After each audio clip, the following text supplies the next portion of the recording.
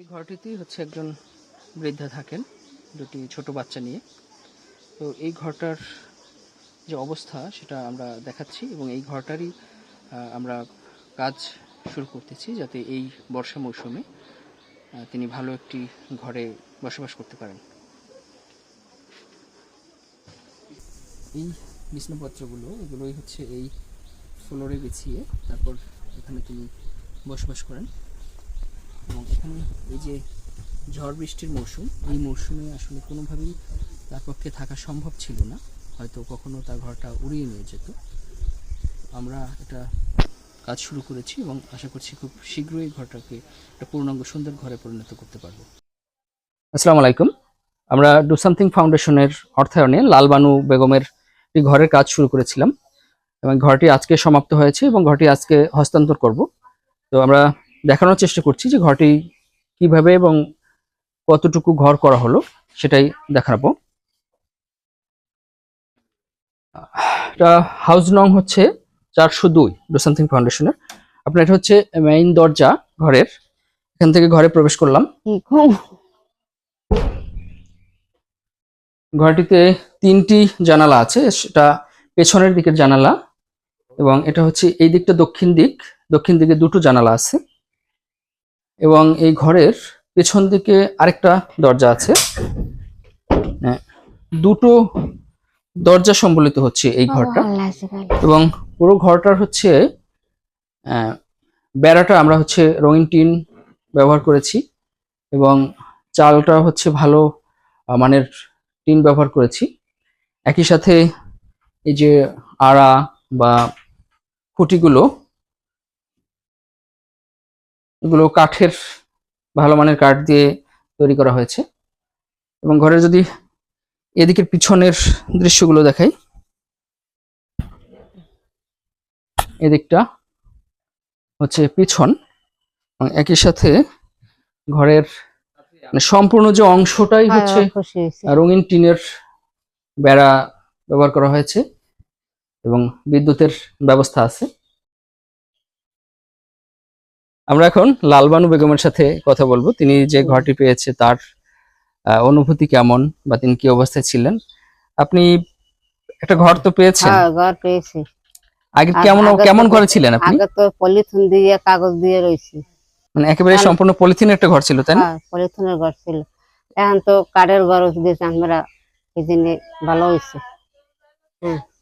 মানে এখন যে ঘরটা আপনি পেয়েছেন এটা কি আপনি খুশি? হ্যাঁ, খুশি আমি। যারা এই ঘরটা আপনাকে দিয়েছে তাদের জন্য কিছু বলার আছে? হ্যাঁ, এখন সবাই ধন্যবাদ দিলাম। আর হাগলা একজন দিতে দেয় সবাইকে যেন দিতে দেয়, মানে ধন্যবাদ জানাইছেন সবাইকে। আচ্ছা, আরেকটা বিষয় আমি সবার সামনে একটু শেয়ার করি, সেটা হলো যে এই ঘরটা পেতে আপনার কি কোনো প্রকার অর্থ খরচ করতে হয়েছে? আমাদের কিছু দিতে হয়েছে না? কোনো প্রকার কিছু, মানে আমরা কাপ চা পর্যন্ত কি আপনার কাছে খাইতে চাইছি কিনা, না না, বা এটা খাওয়াইতে হয়েছে কিনা? একবারে সম্পূর্ণ ফ্রি পাইছেন তো? 100% ফ্রি পাইছেন তো? আমরা লালবানু বেগমের কথা শুনলাম, তিনি ঘরটা পেয়ে খুশি। লালবানু বেগম আসলে অত ওইভাবে কথা বলতে অভ্যস্ত না। আমরা একটু মহিউদ্দিন ভাইয়ের সাথে কথা বলছি, আমাদের ক্যামেরার পিছনে আছেন। মহিউদ্দিন ভাই যদি একটু সামনে আসেন। মহিউদ্দিন ভাই, জি ভাই বলেন। এখানে তো লালবানু বেগমের ঘরের অবস্থা কেমন ছিল আপনি জানেন? জি জি। তো লালবানু বেগমের জন্য ডু সামথিং ফাউন্ডেশনের অর্থায়নে একটা ঘর হলো। জি।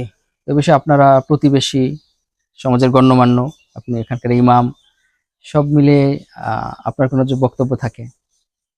বক্তব্য হলো যে আসলে দীর্ঘদিন এই বৃদ্ধ মহিলা তার একটা বাসস্থানের খুবই প্রয়োজন ছিল, কিন্তু তার তো সেই রকমের আর্থিক সম্বল নেই বিদায় ওই পলিথিন দিয়ে মুড়াইয়েই রয়েছে এই ছোট একটা ঘরের ভিতরে। তো আমাদের এখানে তো প্রতি বছরই যাওয়া যায়, ঝড় দাবার অনেক কিছুই আসে আর কি। তো সেক্ষেত্রে উনি খুব অসুবিধার ভিতরেই ছিল।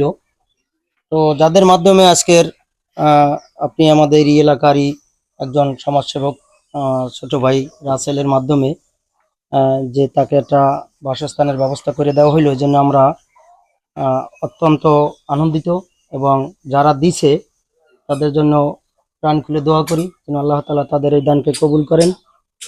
এবং আরো যেন যারা এরকমের অসহায় লোকজন আছে তাদেরকে যেন এরকমের সহযোগিতা করতে পারে, এই জন্য তাদের জন্য দোয়া করি, এরকমের যেন ভালো কাজের জন্য। একই সাথে আমি একটু আমাদের যে ঘরটা তৈরি করে দিয়েছে আমাদের মিস্ত্রি ভাই, আসেন মিস্ত্রি ভাই থাকেন আপনি, মিস্ত্রি ভাইয়ের ইচ্ছে ছিল যে সে ঘরের চাবি হস্তান্তর করবে। তো ঠিক আছে, আপনারা দুজন মিলেই হচ্ছে এই যে ঘরের তালা চাবিটা হস্তান্তর করেন। আসেন আমাদের শাহিন ভাই, আসেন আসেন সন্ধি আসেন। আমাদের শাহিন ভাই, আপনি এই এই চাবিটা আপনার ঘরের তালা এবং চাবি এটাও তারা দিছে আপনাকে। তো কোথাও গেলে কোথাও মানে একটা গেলে সুবিধা হ্যাঁ, ছিল, কিন্তু সুবিধা আগে কিন্তু তালা চাবি লাগতো না, লাগতো না। আগের ঘরে এখন আগে তো আগে তালা চাবি লাগতো না। এখন আপনার যতটুকু সম্বল আছে আপনি তালা চাবি দিয়ে আর কি বদ্ধ করে রাখতে পারবেন। এটার জন্য খুবই ভালো হয়েছে কিনা। হ্যাঁ ভালো হয়েছে। যাক, আর যারা দিছে তাদের জন্য কোরআন করে দোয়া করবেন, নামাজ পড়ে যেন আল্লাহ তাআলা তাদেরকে এই দান যেন তাদের কবুল করে এবং এই দানের উসিলায় যেন তাদের নাসাদের উসিলা হয়ে যায়। ডু সামথিং ফাউন্ডেশনের 402 নম্বর ঘর ছিল লালবানু বেগমের, এবং তার এই যে পলিথিনে মোড়ানো জীবনযাপনের ইতি ঘটলো। ঝড় জলোচ্ছ্বাস এবং সামনে বর্ষাকাল, সেই বর্ষাকালে তার আর মানে মাথা গোজার ঠাঁই পাওয়ার জন্য এখানে সেখানে দৌড়াতে হবে না। আমরা লালবানু বেগমের এই ঘরের কাছ থেকে আজকের মতো বিদায় নিচ্ছি। দেখা হবে অন্য কোনো ঘরে, অন্য কোনো জায়গায়। আল্লাহ হাফেজ।